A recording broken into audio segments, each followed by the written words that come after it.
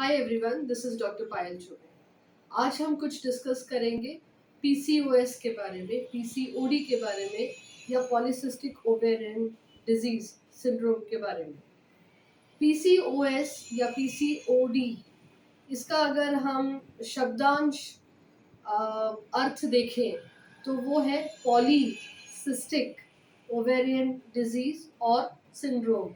Poly यानी एक से ज्यादा, सिस्टिक यानी cystic, cyst like, ovarian ovary से रिलेटेड, डिजीज यदि वो सिर्फ ओवरी तक है, सिंड्रोम यदि उसके साथ ओबेसिटी, हिर्सुटिज्म ये सब आया तो। पॉलीसिस्टिक ओवेरियन डिजीज अगर हम समझें तो ये अक्सर adolescent age group to young females में कॉमनली पाया जाता है।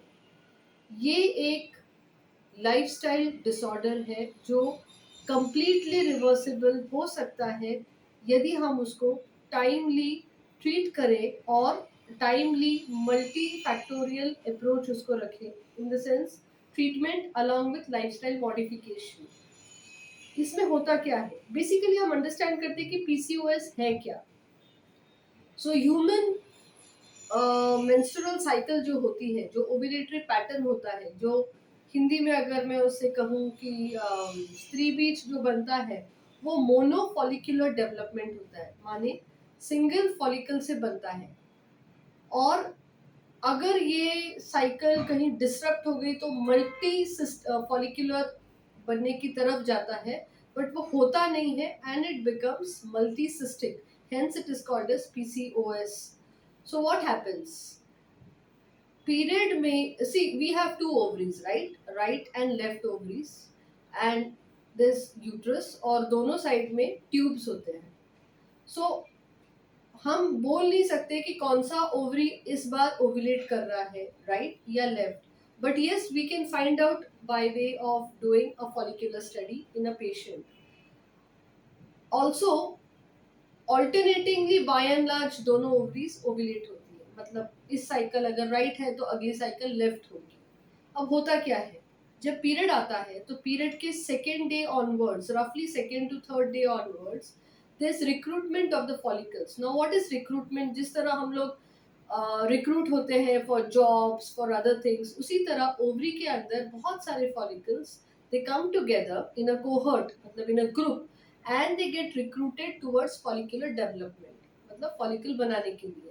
लेकिन मिड साइकिल जब ओव्यूलेशन होता है तब there is only one dominant follicle which ovulates and which is picked up by the respective tube, okay?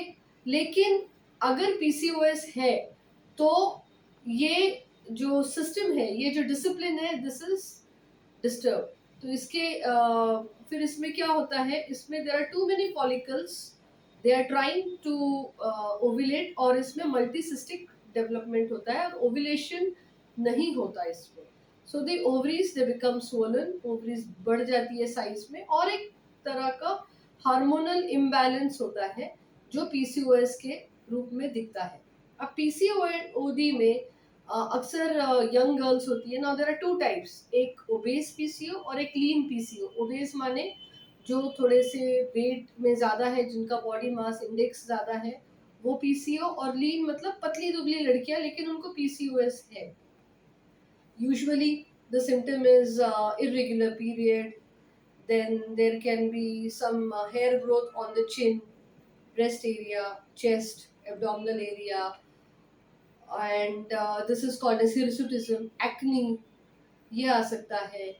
और इसको इवैल्यूएशन नीडेड है, इसको टाइमली गायनेक चेकअप नीडेड है।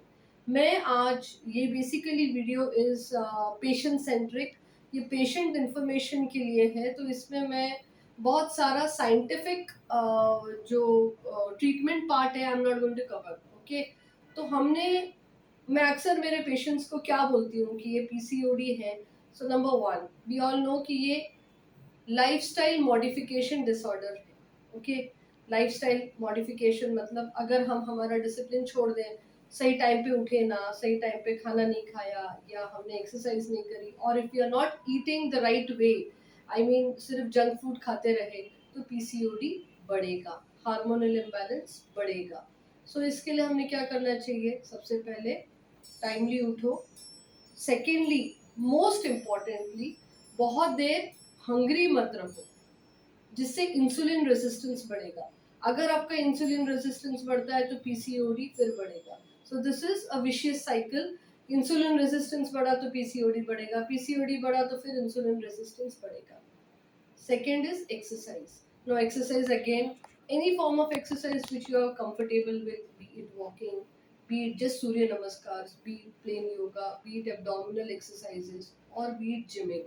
तो जो भी आप कर रहे हो वो आप करो। एक 30 to 45 minutes in a day I think is sufficient enough, but on a very regular basis.